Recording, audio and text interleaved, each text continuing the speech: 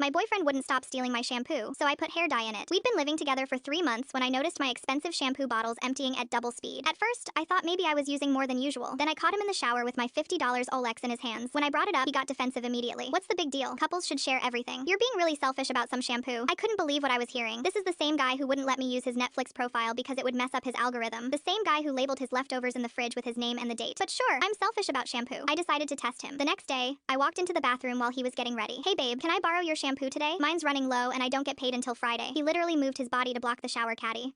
No. That stuff costs like $30 a bottle. It's specifically formulated for men's hair. Yours is better for you anyway. Mine costs $50. He paused for exactly 2 seconds. Well, yeah, but you make more money than me. You can afford it. I wanted to scream. I make $600 more a month than him. He spends that on video games. Instead, I just smiled and said, okay. That night, I started planning. I knew his exact routine. Every Tuesday and Friday at 7 p.m., he'd shower before his evening gym session like clockwork. I went to Sally Beauty and bought semi-permanent black hair dye, the kind that takes 20-30 washes to fully fade. The cashier asked if I needed developer and I said no, just the dye. She gave me this look but rang me up anyway. Tuesday at 6:30, I locked myself in the bathroom, squeezed out half of each bottle into sink, then carefully mixed the black dye into both the shampoo and conditioner. I shook them up really well so it wouldn't separate. The bottles looked slightly darker, but if you weren't paying attention, you wouldn't notice. At 7 p.m. exactly, I heard the shower turn on. I sat on the couch pretending to watch TV, but my heart was pounding. This was either going to be hilarious or I was about to be single. 20 minutes later, the water shut off. Then silence, then more silence. Then, babe, come here right now. I walked slowly to the bathroom. He was standing in front of the mirror in just a towel, his hair dripping wet and completely jet black. Not dark brown, black. Black. What's wrong? I asked, trying to keep my voice steady. What's wrong? My hair is black. Look at it. It's completely black. I stepped closer, squinting at his reflection. What are you talking about? It looks exactly the same as always. Are you blind? He turned to face me directly. I have black hair. I went in with brown hair and came out with black hair.